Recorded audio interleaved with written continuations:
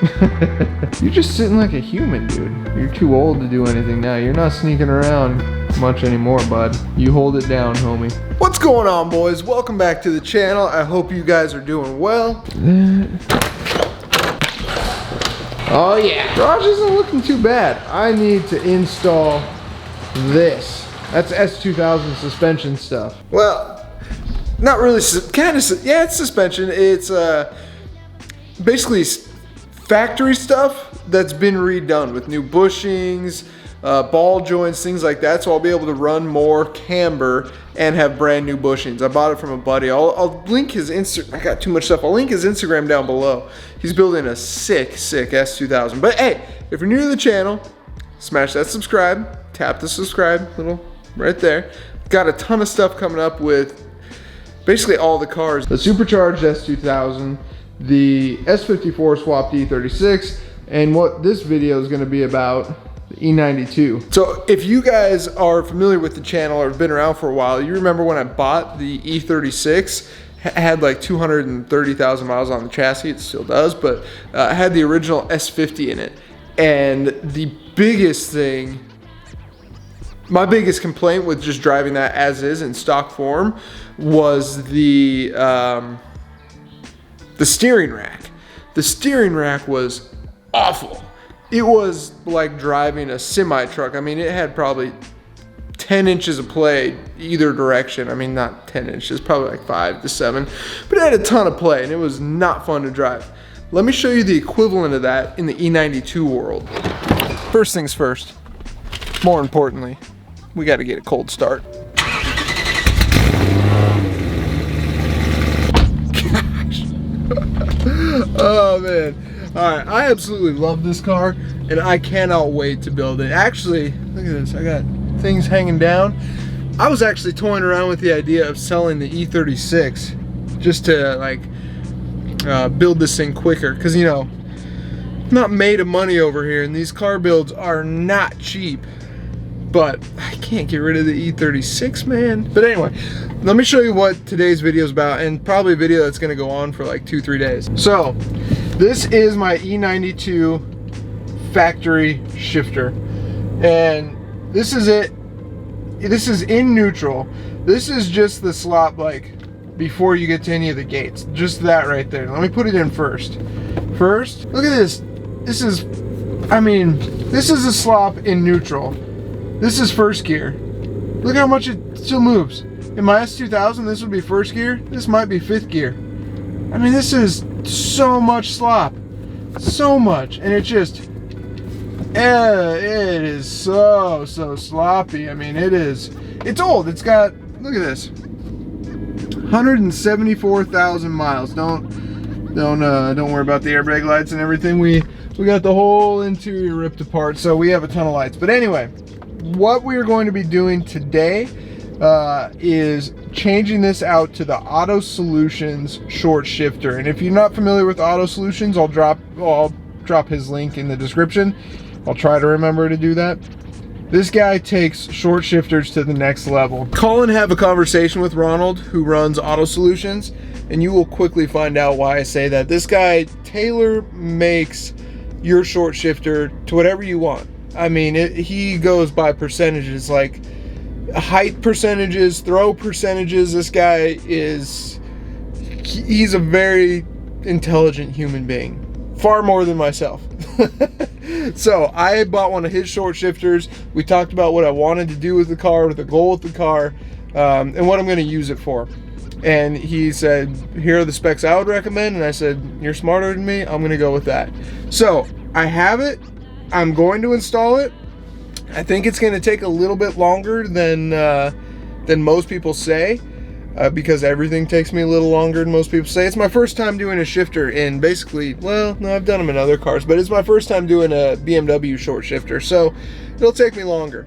But I'm going to go to the gym right now, and then once I'm back, we're going to get started on this. So that's what we're going to do. That's what we're going to accomplish, and I will give you hopefully a little bit of a walkthrough on how I'm going to do this. Back in the garage, and it is time to get started on this. Now, before, what I would do is say I'm going to jack up the vehicle. I'll see you in half an hour, but now, handy dandy quick jacks. Let's see what it's like. I've already done it. I mean, I just want to play with it some more. It's so awesome. You do it a little bit. Make sure everything is lined up properly.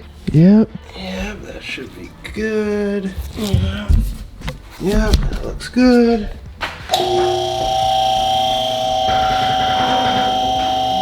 So that's where we're gonna start with this.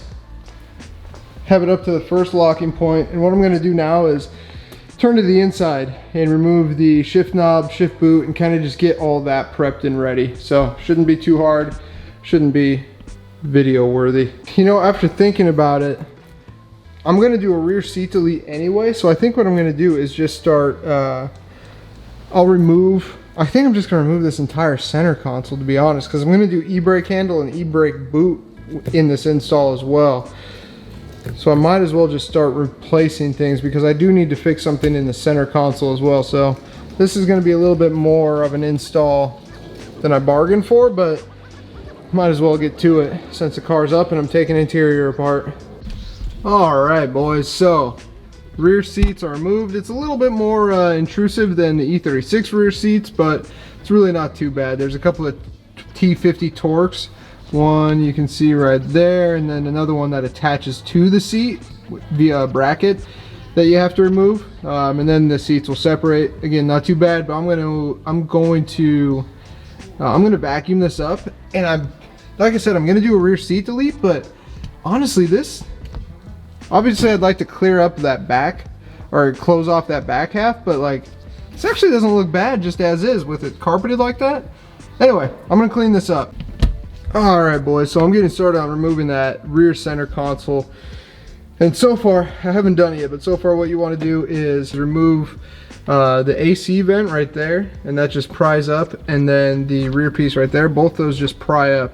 There's two 10 millimeters back there, and then a couple of T20s up here. I haven't removed all of them yet, so I'm not sure how many there are, but I'm pretty sure once you remove all those, that should be able to remove this piece. The center console is out, and if you ask me why I just went through and did this, honestly the reason is pretty stupid. In the center console there is a spot for an auxiliary connector, and mine was my auxiliary connector had basically fallen through the hole, and I wanted it back, and I decided to take apart all of this. Now also I do have a separate auxiliary connector that I bought with a USB attachment, but my car isn't optioned with that, so I don't know if I'll be able to make that work. I'm horrible with electrical, but for right now we're gonna get back to the short shifter. Now that I have all this off too, I can also look at installing the Coby shift boot and e-brake handle and e-brake boot as well. But for now, let's get back to the short shifter. I'm going to work on taking this plastic piece out, and then, or the rubber grommet, and then I believe I go under the car. The rubber piece is taken out. I believe now we are going to get started underneath the car, which means I am going to jack it up a wee bit more, but hey, that's not a problem now, boys. I love quick jacks. Sit rep. This is going to be hard to show, but I have the center of the exhaust disconnected and hanging down, so you see the exhaust is hanging down, and I removed the heat shield, then disconnected the transmission mount and lowered the transmission as much as it would allow. So I have my transmission jack here, but now if you can see, you can kind of get access to the shifter a bit better. It's gonna be a pain in the butt, but there's the shifter. So there we go, there's the shifter, and now I'm gonna start disconnecting the shifter away from the selecting rod and doing stuff I don't know how to do, but I'm following a YouTube video, so hopefully it doesn't lead me in the wrong direction. Selector rod is out, and typical me fashion, I put an F for front, so I know that this side goes to the front of the car, this side goes to the back of the car, or the shifter and the transmission, because I wouldn't know, and I'll get it mixed up, and it probably can't be installed this way, but better safe than sorry. So now I believe I go up to the front, or back up to the top of the car and actually remove the shift lever from whatever that thing is up there. All right, so we're back up in the car. And the video that I am using for instructions said to rotate this plastic ring to the right, and then you should be able to pull this out. So let me try it with 2 hands. All right, well, he wasn't lying. You yeah, get a flathead and just slowly rotate that to the right, and just keep going, and it'll end up coming out. So that is out. Now let me see what my YouTube guide says. All right, boys, we're going back under the car to remove tight squeeze that thing. What is it? I don't know what it is. I don't think it's a carrier bearing. Yeah, that thing. We got to remove that, and it's gonna be a pain in the butt. And I'll link the video if that shows you how to do it, because I'm not gonna try to show you how to do it.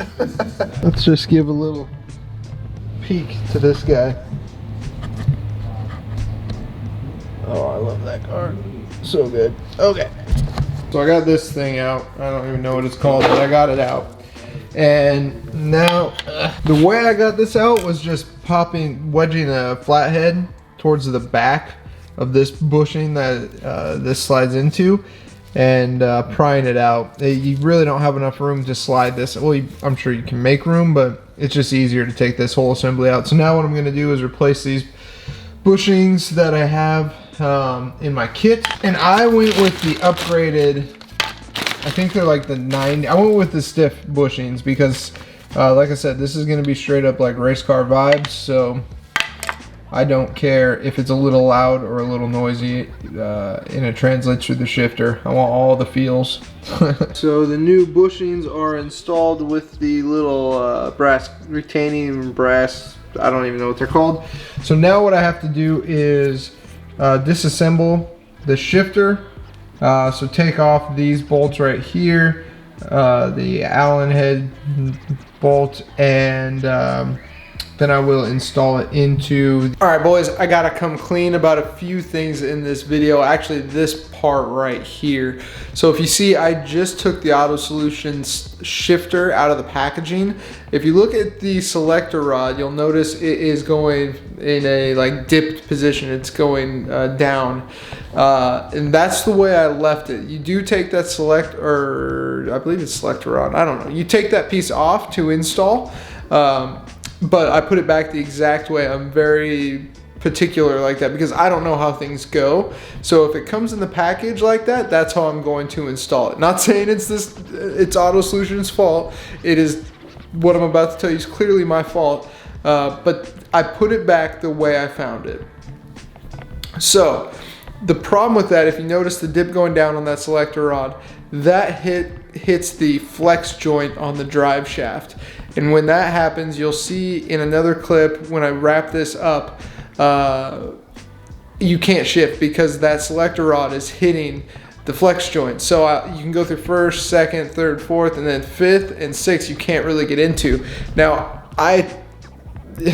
you can kind of see in the clip, I kind of had an idea something was wrong. And the reason I was kind of quiet is because I was realizing that I just buttoned up this entire job, and I'm going to have to go through and fix some stupid mistake. Now, it didn't take as long to fix as I thought because I'd already done the job once, but that is something to know if you're doing this. If you're doing this job, the selector rod is going to go up. It's going to go in an up bend because that makes room for the flex joint, which is on the drive shaft, or the guibo joint, or jubo, however you say it. Flex disc is easier, flex joint, whatever. So this clip right here where you see me taking out the Autosolutions shifter and the selector rod is dipping down, that's wrong. Don't install it like that. It's not going to work. All right. Yeah, that's it. By the way, changing the selector rod back to the proper way doesn't affect the height in any way. So the clip I show you, where you see how high it is and how short the throw is, that all is still accurate. The only thing that changes is I'm able to shift into 5th and 6th now instead of that selector rod hitting the flex joint. So don't worry if you're wondering what the throw looks like and what the height looks like, that all still doesn't change. I know I filmed the driving portion in this where I thought you could see the shifter, and you can't. Expert YouTuber over here. Anyway, back to the video. The carrier, I guess, selector rod, I'm not sure what that's called, but that's what I'm gonna do. All right, boys, it is the next day and the shifter is installed. So I will say, it's not the hardest install by any stretch of the imagination. I mean, I would say probably doing the transmission in the S2000 is a little bit worse, but it's not bad. A couple of tight spots, but if you take the time to lower the transmission just a little bit by removing the support brace, it gives you more than enough room. So it's really not bad. Now basically what I have to do is go back under the car. I got it all installed last night, but what I have to do is button everything up. So I have to put the transmission support back in place. I have to reattach the exhaust, put the heat shield, do all that stuff. I don't think it should take too long. Actually, I think probably the harder part's gonna be just putting back the interior, to be honest, because I'm just gonna run the center console up front. I'm gonna keep the rear center console gone and rear seat deleted. And then I'm gonna start looking for an actual rear seat delete as well. Well, it is way too packed to be walking backwards in here. But anyway, I'm gonna get to work on putting everything back together. And next you will see hopefully this on the ground, and I'm working on the interior. All right, boys, so everything is wrapped up under the car, so I can remove this transmission jack because no longer needed. Okay, so under the car is good to go. Got the transmission mount mounted back up, the exhaust hangers all mounted back up, all the heat shields mounted back up, and we are good to go. So now it is just on top of the car, or inside the cabin. I have to put all this back together, but I do have some interior mods that I'm really stoked to do. So first thing I'm going to do is stick the foam and all that jazz back in there, and then I'll work on getting this center console back together. And then what I will do is show you, have a new shift boot, new shift knob, new e-brake boot, and new e-brake handle, which I am jacked about. All right, let's go. All right, boys, I honestly don't remember what I did to start this video and what I filmed, but gosh, I hope I filmed how ratty the interior was before I did this, because it looks so much better now. Hold on. Oh, baby. So there it is. We got the Coby shift boot, Alcantara knob, Coby e-brake handle, e-brake boot, Coby wheel. Dude, it looks so much better. So next, all I'm really gonna do is clean up this back, get it down off the lift, and take out the interior pieces, and I'll do a proper update once I get that done. But yeah, I'm just gonna clean up the interior and pull it out so we can see what it really looks like, and then that'll be the end of it. But I am so, and by the way, I have to show you how tight this shifter is. This shifter, I know I filmed how loose the original one was. This thing feels amazing, amazing. Like, it might be comparable to the S2000, and that is high praise. So let me get things cleaned up, and I'll show you what this thing's like. All right, boys. Man, look how this thing turned out. I'm stoked. So we got the Coby knob, shift boot, e-brake boot, e-brake handle, and steering wheel. And then I went through and just did not really a detail, but I just cleaned it up in here. And it looks, oh, it smells great too. Dude, this knob, I don't know if you remember, I'm sure I shot it before, but like, it has no play. It is,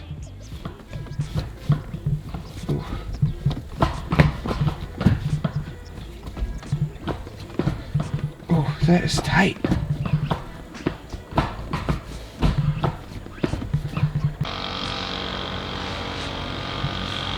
So, fellas, I was just thinking about it. I can't have a short shift install video completed without doing a little driving portion. So this may be edited weird, but I'm gonna get you a driving portion of this. But first, cold start, because duh.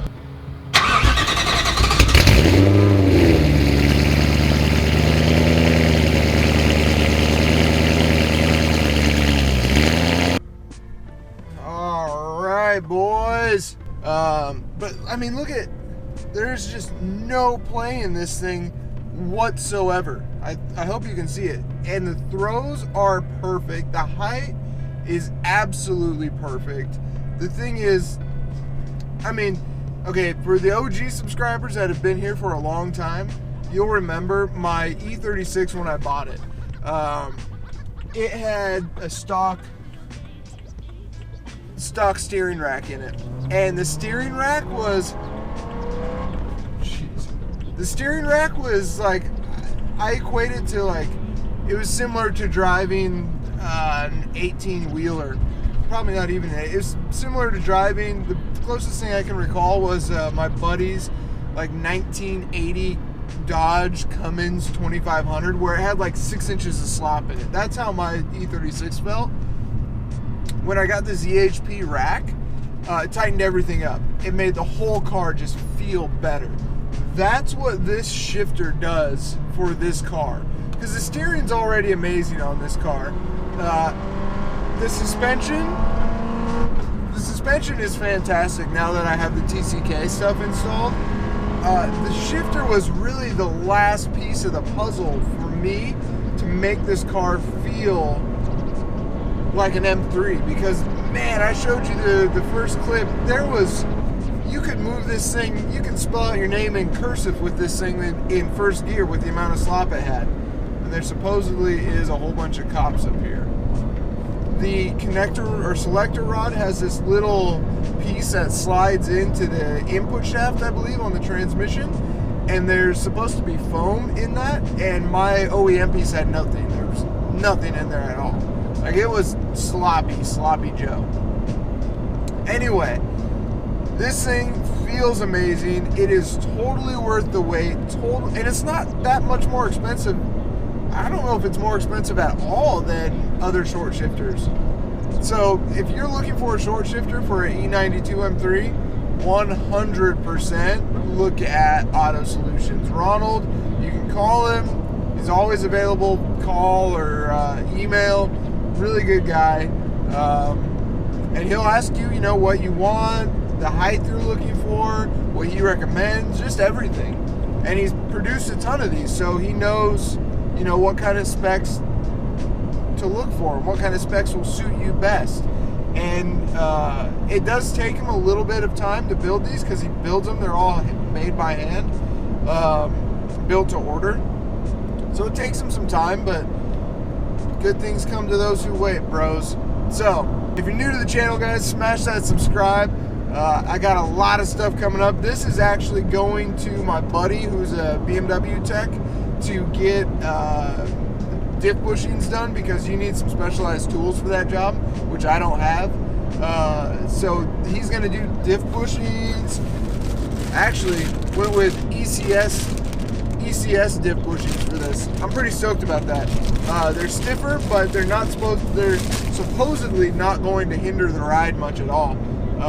Should make for a little bit more positive shifting feel as well, because there's probably more flex than normal. Anyway, getting sidetracked. If you're new to the channel, smash that subscribe. I hope you guys are doing well. I'll see you on the next video. Peace.